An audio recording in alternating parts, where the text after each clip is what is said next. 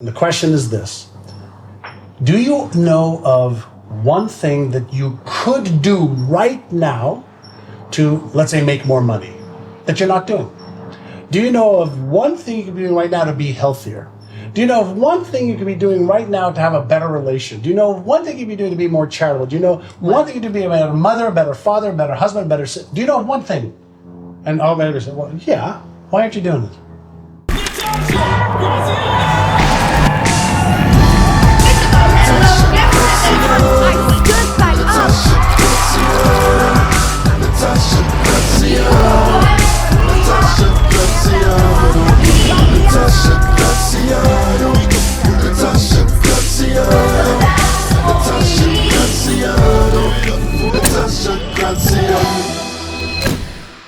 Hey guys, and welcome to another episode of the Law of Attraction podcast. I'm so excited to be in the home of one of the most beautiful souls I've ever met in my life today. Somebody that you will definitely recognize from the movie and the book, The Secret. He is one of the most renowned brain masters in the world, named the Brain Whisperer. You've probably heard of that by now. So if you don't know who I'm talking about yet, I'll tell you a little bit more. John Assaraf, who I'm so grateful to be able to call a friend, is one of the leading high performance coaches in the world. He's a behavioral neuroscience researcher who has appeared numerous times on Larry King Live, Anderson Cooper, The Ellen DeGeneres Show, and so many more. He grew Remax of Indiana from startup to 85 offices and 1,200 sales associates who sold over 4 billion a year. So anyone who's listening today and thinks, is this going to be around only neuroscience? No, this is also going to be entrepreneurial. So you're going to learn a lot and get so many takeaways. He also was one of the founders of Bamboo, IPIX, that went public on NASDAQ with a market cap of 2.5 billion. John's written 4 books, 2 New York Times bestsellers that have been translated into 35 languages. He's the creator of Inner Size, the movement, which has been featured in 11 movies, including, of course, The Secret and The Quest for Success with Richard Branson and the Dalai Lama. John is also a wonderful husband and daddy to 2 sons. And in addition to being a vegan, he's a meditator, like me, avid skier. I'm not quite as good, but skiing is definitely something I enjoy. Ocean lover, as you may see later, we are sat with the most divine view I've ever seen in my life. It is phenomenal here where you live, and the view of the ocean is something else.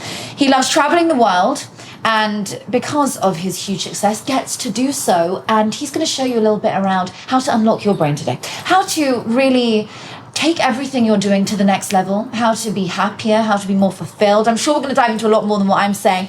But welcome, my lovely friend John. Welcome to you. It's so good to be with you. And you. Thank you for having us. So great to be. So lovely to be here. John, I mean, there's so many things like the Brain Whisperer. You are the ultimate expert when it comes to the brain. You understand how to unlock it. Okay, let's take it back a bit. 15 years ago, I first read The Secret.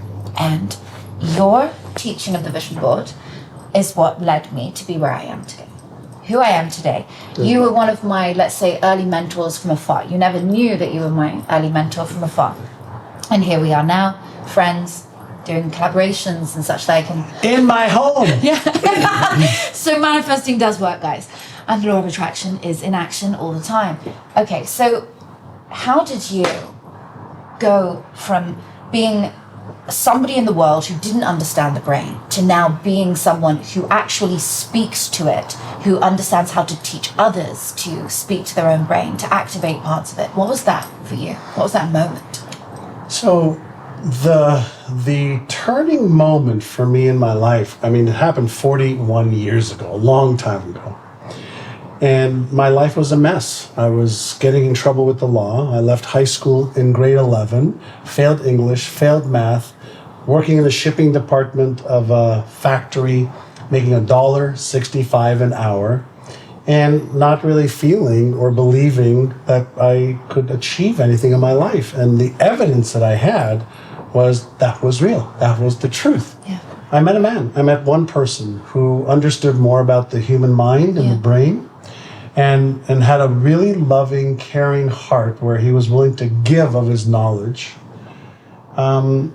Sit me down when I was 19 at lunch And he started my training by asking me some questions I had never asked myself. I was caught up focusing on why I couldn't achieve success and how I wasn't smart enough and I wasn't good enough and I wasn't going to achieve more success than maybe my father did, who was a cab driver, making whatever money he could make, hustling cab rides, and so that's what I saw. And there was always a lack of money in my family. Arguments between my mother and father. They had a tumultuous relationship until she left him. Both of them were unhealthy because they ate unhealthy food. So the model of the world that I had was that you had to struggle, that successful people were dishonest, that, it was dog eat dog. And if you didn't do well in school, you're not going to do well in life. Okay, that was my belief system. And this one man, when I was 19, my brother had arranged for us to have lunch together, asked me, why are you doing the things you're doing? I said, I don't know. I said, but you're doing them. Why are you doing this? I don't know. He said, well, do you have any goals? And I said, yeah, I want to buy a car. I want to make more than $1.65 an hour. And I want to move out of my parents' house. And he says, well, that's all great, but do you have any bigger goals? I said, no, I don't have any bigger goals. And so he said, would you mind just doing something for me? They'll take you about 10 or 15 minutes, and it'll give me some insights into, who you are and maybe some possibilities for us. I said, yeah, sure. So he gave me this document. And just to put into perspective, the document was the 1980 goal setting guide. Not goal achieving guide, goal setting guide, all right? Many years ago. And I opened up the document to the first page, and the first question was, at what age do you want to retire? I'm 19. I want a job. First question, what age do you want to retire? I'm like, I don't fucking know. Retire? My father's not retired. Nobody we know is retired. So I asked Mr. Brown, I said, what am I supposed to put here? He says, just pick a number. So I wrote down 45. I was 19. I wrote down 26 years later. I'll retire 26 years from now. Great.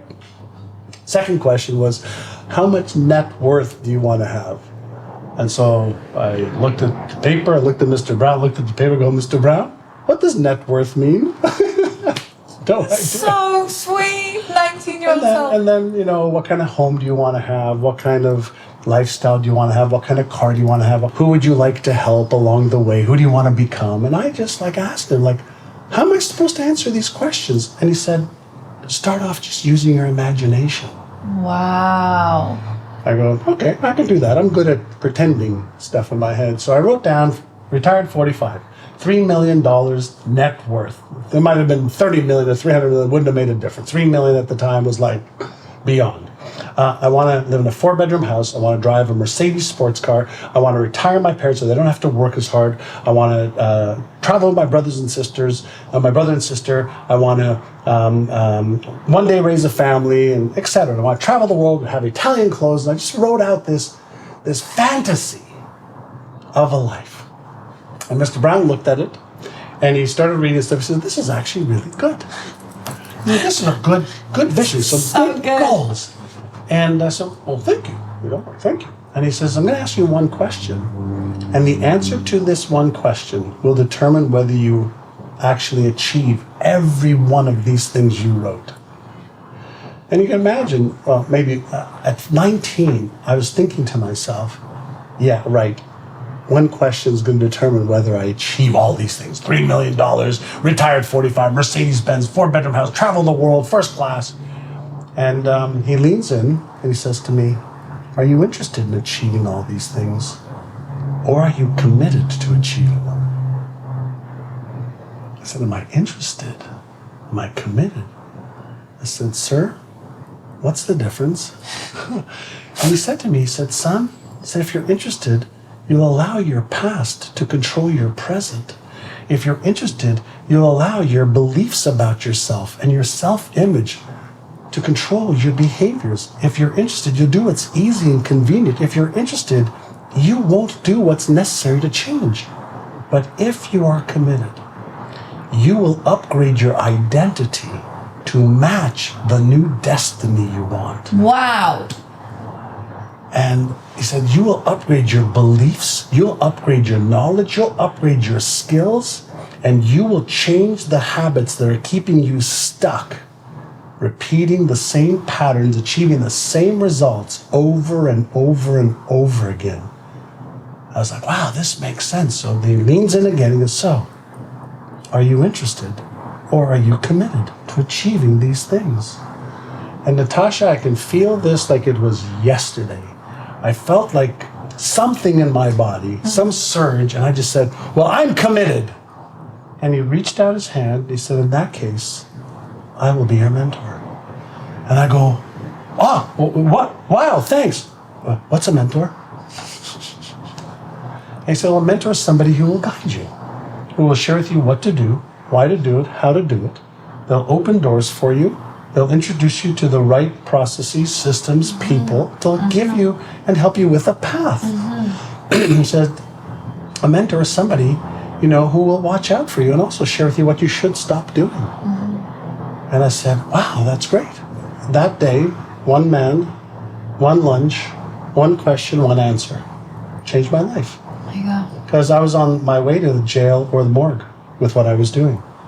And this man cared enough to share, cared enough to have lunch with me. At the time, he was making tens of millions of dollars profit. And he took time from me. And he shared with me, he says, I'll teach you as long as once you learn, you will teach others. I get emotional just... That is, it's so emotional listening to this. So I got on the journey of changing my mindset. The document that he gave me of $3 million, 45, 4-bedroom house, Mercedes-Benz, every day. Well, the other part of the story is he asked me to move to Toronto, which I resisted because I was living 350 miles away. I don't have money, don't have a house, don't have a job, don't have a car, don't know anybody here. He says, well, first you make the decision, then you figure out how. So I said, fine, I'll move to Toronto. He says, great. Next thing, he says to me, I need you to sign up for the real estate class and pass the test. I said, test? I cheated every school test in high school. I don't have money to go into real estate class. I'm terrible in school. I failed English. I failed math. I left in grade 11. He said, no, that's your story. That's your identity. Those are your excuses. Make the decision, then figure out how. Fuck. Okay. Mom, can you lend me some money? Dad, can you lend me some money? Bro, can you lend me some money? Sis, can you lend me some money? I put together $500. Got into real estate school, studied my ass off for the first time in probably 5 years, passed the test, and on June 20th in 1980, I got my real estate license. Now, no way. Now, why do I know these dates so well? Because they transformed your life. Transformed my life. I passed the test without cheating. And from June 20th, 1980 till the end of 1981, he taught me how to be a real estate agent. I made $180,000 in 1980. Changed my life. Bought that 4-bedroom house, bought that Mercedes, traveled the world, everything on that document, and I didn't retire at 45. I retired at 30 for the first time. No way. Yeah. But I know you now. You do this because you love it. You do it. I do it because I love it, but what happened, which is really the important part, is I didn't have the knowledge, I didn't have the skills, I didn't even believe that I could, but he did. He believed that I could, so I had to borrow his belief.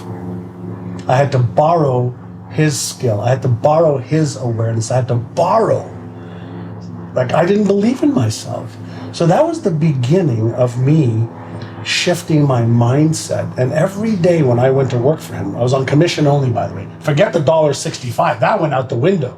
It's like you eat what you kill. I go, no salary?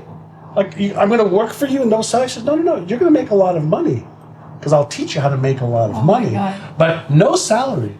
And every day, that vision document that he had me create, he said, I want you to read that every morning when you come into the office at 8 o'clock. I want you to read it, and I want you to run your hands across it. Left hand, right hand, close your eyes, feel it, and see yourself in that car, in that house, making that money. And I started off with a goal of $10,000 a month. That was a pie in the sky dream. 10 grand a month in 1980. That's what doctors earned. That's what ISF's lawyers earned. And slowly and surely, he just showed me how. So he shifted my perspective of what was possible. And then I've studied the human brain ever since on how did that happen for me.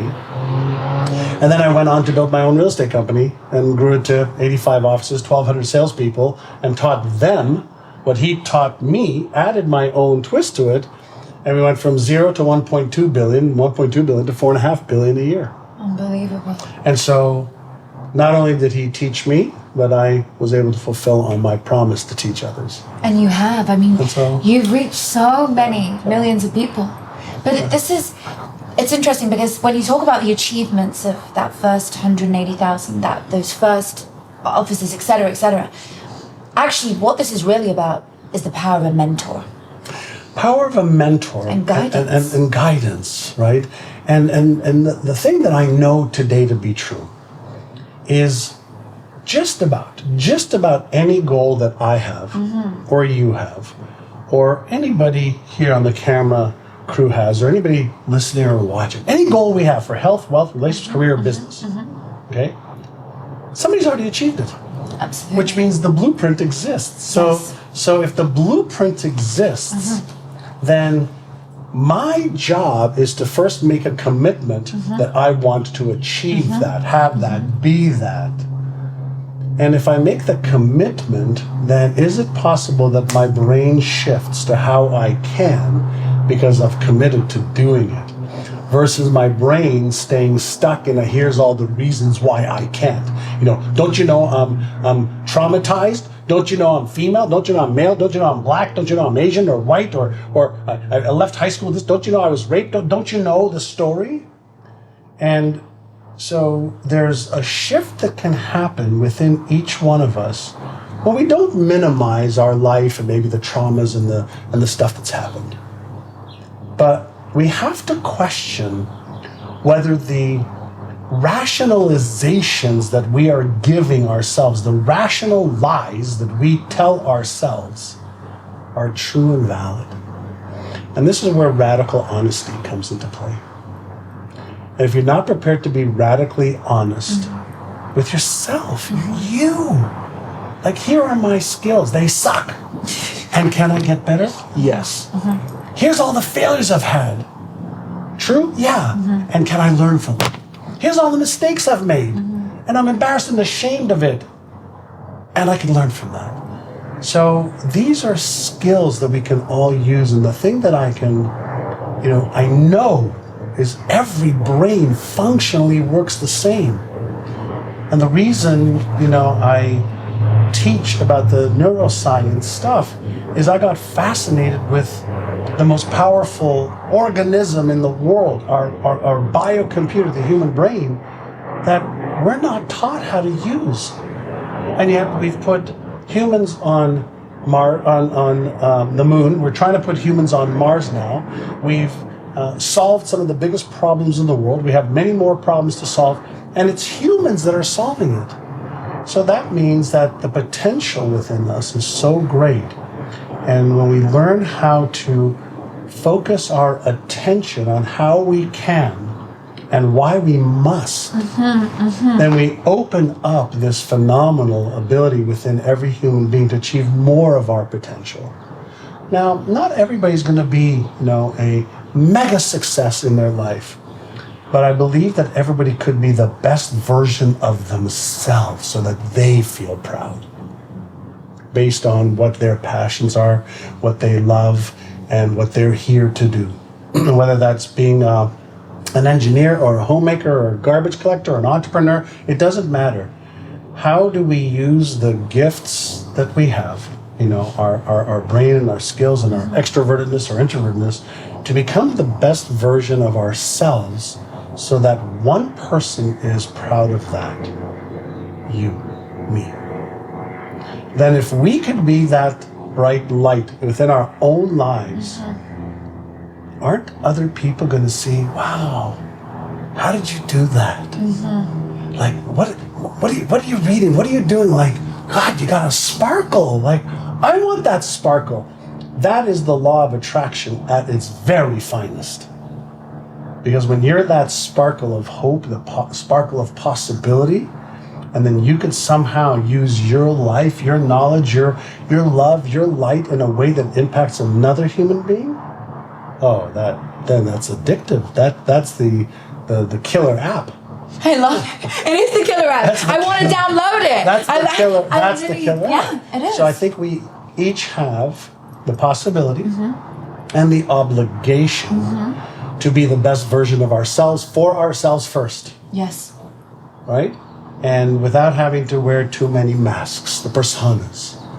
You know, the who you see and who I am are the same person. There isn't this mask of who you see when I'm on camera or at a restaurant. You know, the way you treat your dog and the way you treat a waiter or waitress and the way you treat a driver, the way you treat a president should all be the same. Yeah. Right? With total love and respect, because you have so much love and respect for you. And nobody's above you, nobody's below you. And there are people that have got more skills than you. But listen, plenty of people have more skill than I do. But I think part of the thing that Mr. Brown helped set me free is the thinking around maybe there is a possibility and hope for me. And if maybe there's possibility and hope for me, knowing how messed up and screwed up I knew I was and my evidence was reflecting it, if there's somebody that I could maybe give them a little hope and maybe give them a little direction, give them some of the blueprint, then my life is even more worthwhile and purposeful. Hey, my name is Natasha Graziano. I would love to invite you to my book club, which is hosted every week live on Zoom with me and loads of VIP coaches that we bring in every time for you. VIP coaches like John Assaraf from The Secret, Michael Beckwith from The Secret, and some of my A-list stars and Selling Sunset girls that you may know of. I can't wait to get to know you. I can't wait to help you unlock the code to the law of attraction, unlock the code to abundance, unlock the code to what you truly want in your life. You see, it's just literally a switch. Once I learned to turn it on, my life changed dramatically. I went from a girl who had nothing in the bank account, hundreds of thousands in debt. I was a girl who was kind of trapped in her own mind. I guess I thought life was as it was and it would never get any better and money would never come into my life. And then I turned on the code to the law of attraction, understanding the neuroscience behind it, understanding the ancient wisdom behind it, and my life changed dramatically. And here I am now showing you how you too can transform your life. When you come, you'll be around other successful entrepreneurs, other people who are also wanting to better their life. I can't wait to show you how you too can better your life. Come and join us. It's all available inside of the app. Click the link below and I'll see you there. This is just like gold dust. For anybody listening, I know that you are already blown away with this Mr. Brown story and how it's impacted your life. Can we get some, right now, tangible 3 things that somebody can do? They are going through some adversity right now. Sure. And their brain is telling them that same pattern. Yeah. I'm traumatized. I've been through this. How do they escape it? Sure. So first, you don't escape it by suppressing it. You escape it by expressing it. So if that's what you're experiencing and feeling right now, acknowledge it. Surrender to it. That doesn't mean give up. And ask yourself a question. Am I moving towards what I want, or am I being held hostage by what I don't want? Wow. Let me repeat. Am I focusing my life and energy and attention and behaviors, focusing on what I want, or am I being held hostage by what I don't want? So that first shift is be aware of what you don't want, but don't live there or focus on it. Say, okay, I don't want this or this or this or this or this anymore. And I'm going to draw a line in the sand, and I'm going to spend all my time, energy, and attention figure out what I do want, and then ask myself, what are simple, easy first steps? Simple, easy first step. I talk negatively to myself. Great. Be aware of the negative self-talk. And every time you hear yourself talking negatively to yourself, don't reprimand yourself. Just go, there's that negative self-talk again. I release you. Let me choose a positive thought. Let's just start with thoughts. We have 6,200 a day. Most of them, for a lot of people, 80% are negative, disempowering, destructive thoughts. Let me be aware of them because they're percolating up from something in my subconscious memory bank and experience. Okay, great. Let me be aware of them. Let me let them go since I'm not my thoughts, and let me replace it with a positive thought. Let me start with that. Let me then focus on my emotions. Am I in a constructive, positive, happy state right now? Or a negative, disempowering state that may not be helping me? Well, don't feel great right now. Okay? What has to happen in order for me to snap out of that and change my state? A Hollywood actor or actress can change from being really angry in 1 second to go, that's so crazy, but they can change states like that. They're the Olympic athletes of change, of state changes. And so if you're not feeling great, I'm not motivated, well, why not go into a different character state and say, well, what has to happen in order for me to be motivated right now? I love this. Right? Like right now. Yeah. Am I going to allow, it's my emotions, it's my feelings, it's my state. So if there are disempowering states, you're not a freaking tree. You can change. Life's a movie. We write our own script and we create our character. Yeah. And so mindset, self-talk, awareness and control, direction, emotional awareness and direction. And then let's keep this really simple. What are 1 to 3 things I could do today? Not in a week, not in 2 weeks, or today. That's going to move me towards what I want. 1 or 2 or 3 things. Listen, let's say you're wickedly out of shape. You eat like shit. You're unhealthy. You're borderline diabetic. You're hypertensive. You're 50 pounds overweight. What's one thing you can do today? Go for a 1-minute walk. Yeah. Oh, you don't want to walk? Great. Move your hands up and down, 10 times. Any constructive positive thought or any constructive positive emotion or any constructive positive behavior activates other positive constructive behaviors and thoughts and emotions. So is it possible for me to start let me just move in the direction of what I want, which therefore also means I'm taking a little bit of action away from what I don't. So now not only have you moved towards what you want, but you've moved away from what you don't want. Wow. So what do you think that does to your own self-confidence? What do you think it does to your levels of certainty? What do you think it does to you trusting yourself? So if you're out of shape, you're not going to run a marathon right now, but you can take 10 steps. And if you take 10 steps today and 10 steps tomorrow and 10 steps the next day, I could take maybe 20 next week. And what we're looking for is to get out of stuck zone or more of the same zone. And we want to move in the direction of what we want to trade our life for. And what's really important about the brain, make it so easy that you can't not do it. I love that. So like the arms. Make it so listen. Simple. When my mother was in her 80s, before she died, she got depressed for many, many, many years at a time. Not weeks or months at years at a time. And several years before she died, she was in I don't want to talk to anybody. I used to fly to go and see her every 90 days. And so she was in a terrible state where she was disintegrating very, very fast. I said, hey, Mom, can you do me a favor? Let's do some exercise. No, I don't want to do any exercise. Come on, Mom, I came all the way from San Diego to see you in Montreal. Do a little bit of exercise. I don't want to exercise. I said, okay, just do me a favor. Can you just move your one finger like this 3 times? Yeah, sure. 1, 2, 3. I said, way to go, Mom. Can you do me a favor? Just move your thumb 3 times like this. Don't want to do it. Come on, Mom, for me. I came all the way from San Diego. Okay, she did. Then I said, just move this finger, then this one, then this one. Okay, now that you did the right hand, do the left hand. 3, just 1, 2, 3. 1, 2, 3, 1, 2, 3. I started off with my mother who was depressed, had an exercise in her 80s. Okay, 90 days later, she was in the gym in her retirement building on the bike for 15 minutes. No way. Just because she started with one finger. Okay? So starting with something So small. whenever we have all the reasons why we can't, and it's hard and I don't feel like it, I get it. Just do a little bit. Just do a little bit so you interrupt the pattern of familiarity.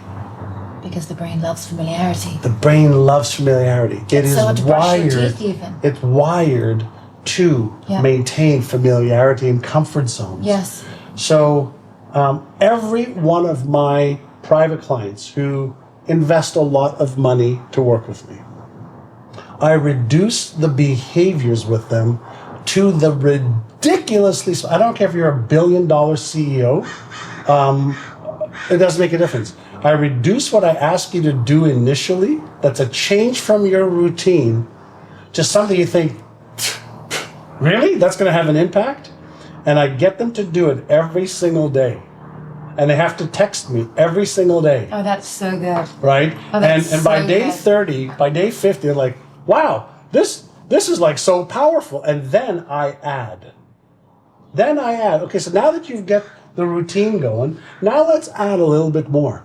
So here's something to consider from a brain perspective.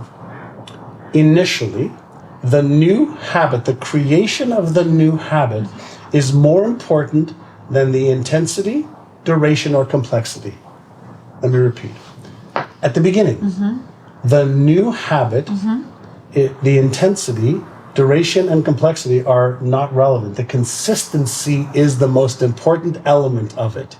So if I can get you to do something for 30 days, 6 days, 90 days, then chances are I can add stuff to it once I know that the habit's taking hold, and I can increase complexity. So listen, you're never going to juggle 6 balls unless you learn how to juggle 2. Yeah. You're never going to juggle 3 unless you juggle 2. You're never going to juggle 4 unless you juggle. So let's reduce the building blocks to the most simple, and then we can add and build. Now, you know what most people do? The exact opposite. They say they're going to, get in shape, and they try to exercise for an hour a day and go on a diet and sleep 8 hours when they're used to, so much coffee, sleeping 3 hours. No, reduce it to the ridiculous. Start slow, finish fast. That's it. Don't start fast so you finish slow. This is a superpower right here, what you're coaching. This is a superpower. What's your superpower? Taking complex stuff and making them this simple. I love it. Do you compartmentalizing, compressing it, bringing it down into one place? I get that. Just, I'm fascinated with the human brain, which is very, very complex, but so are computers. And if you learn how to use the computer, it makes your life easier. Cars are very complex, thousands of pieces in the car. You don't need to be a mechanic to drive, right? Rocket ships, very complex, but you need to have the skill. And in order to develop the skill, you have to have the building blocks. There has to be a foundation for everything that you then implement, optimize, and accelerate. If you don't have the foundation, which is your mindset and some mental control, some emotional control, some behavioral control, the chances of success are slim to none. So if you're committed to success, why not learn the process to self-direct yourself to do what you should be doing? There isn't a person that I have met anywhere in the world that says, no, I don't know the answer to this question. Me either. And the question is this. Do you know of one thing that you could do right now to, let's say, make more money that you're not doing? Do you know of one thing you can be doing right now to be healthier? Do you know of one thing you could be doing right now to have a better relation? Do you know of one thing you'd be doing to be more charitable? Do you know one thing you could be a better mother, a better father, a better husband, a better sister? Do you know of one thing? And all my say, well, yeah, why aren't you doing it? Why aren't you doing the thing you already know how to do? It's because knowledge doesn't usually change behavior. Right. Habits do. So if habits drive most of my behavior, most people, if I say, well, do you understand the anatomy of a habit? Do you understand how to be aware of your habits? Do you understand how to disrupt them? Do you understand how to let go of the disempowering, negative, destructive ones and replace them with constructive ones? And the average person says, I don't know. Oh, well, whose habits are they? Mine. Whose brain is it? Mine. Whose life is it? Mine. So you're basically not in control of your life. So when would now be a good time to start learning that? So I was fortunate. By sheer thank you to my brother and thank you to Mr. Brown that he started getting me to think. Before I didn't think, I had thoughts. And so I started to think. I started to read and discover and became a voracious student. I thought I was stupid. And I discovered I wasn't stupid. I just wasn't in the right environment in school to teach me. And that's because we immigrated, and I had to learn 2 new languages in a classroom of 55, 60 people. I fell two years behind. So the environment wasn't right. But then I made up for it by devouring books and investing in myself and just learning. And then, having mentors, having teachers, having experiences, but learning some of the mechanics of the mind. And then by understanding a little bit about how it works, very little, I created programs for myself to accelerate certain parts of my brain's abilities. And then now I teach it. So write about it, teach it, share. That's so powerful. Okay, if there's any final things you'd like to share that you're passionate about right now, we'd love to know, because then the audience can come and join you. And yeah. Like, the thing that I'm most passionate about right now is really taking my 40 plus years of research and sharing it with people through, whether it's my books or videos or courses, whatever the case is. But the thing that I'm probably even more passionate about that is how we really have to lift each other up right now. We're all wanting to do better, have more, be more, give more. And right now, the world needs people who are willing to help each other. There's enough people who are trying to be in a destructive state of thinking and behaviors right now. And I think there's a banding of the spirits to lift humanity up versus moving humanity down. So if we can all be a part of how do you lift me up and I lift you up, and we do that because by lifting you up, the high tide raises all the boats, and that we stop focusing on, well, what can you do for me? Well, what can I do for you from a trading perspective, but a giving perspective? Yes. And understanding that everything is entangled, right? There is, in the quantum physics world, everything is entangled. Yeah. So, when I do for you, I'm actually doing for me. And when you do for me, you're actually doing for you. So if we can just figure out, how do we lift each other up as we climb, and figure it out? How do we give more? Because it's the right thing to do. I learned this law of attraction and resonance many, many years ago. One of the things that I learned for 100% certainty, 1,000,000% certainty, you can't outgive the universe. And I'm the universe. You're the universe. The people you're the universe. The universe is within you, and you are within the universe. So I can't outgive the intelligence that gives me and you life, and that allows the elliptical orbits of the planets to operate with such perfect order and harmony. So how do we give more? How do we give each other more? How do we lift each other up?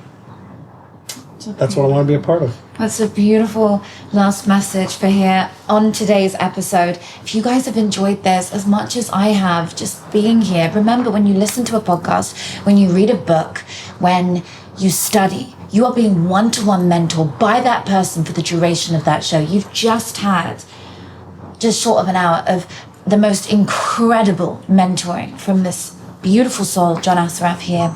And there is so much more where that came from. I'm going to put all of his tags below, follow him on Instagram, go through to one of his channels and download one of those incredible programs, and make sure that you start today with small steps. And following somebody on Instagram who you are actually learning from is a great one. So that can be one of your 3. And make sure that you take a moment to share it with the friends. When we share, we also grow, because we want to do it with an accountability partner, and it's lovely to enjoy that. But thank you for watching today, and thank you so much for coming. It means well, thank you for having me, in your house. Thank you. Thank you. So much fun. See you soon. Bye, guys.